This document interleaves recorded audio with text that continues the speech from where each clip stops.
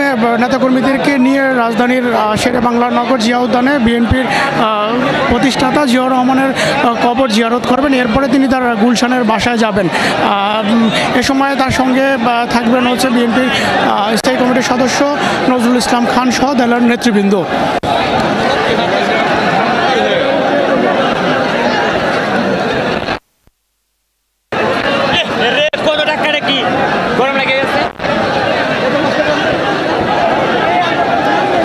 দেখতে পাচ্ছি এবং সবাই এক নজর দেখছেন এবং বরণ করছেন। তিনি ইতিমধ্যেই কিন্তু বের হয়ে গেছেন। আপনারা দেখতে পাচ্ছেন তিনি ফুল কর্মীদের সাথে কথা বলছেন।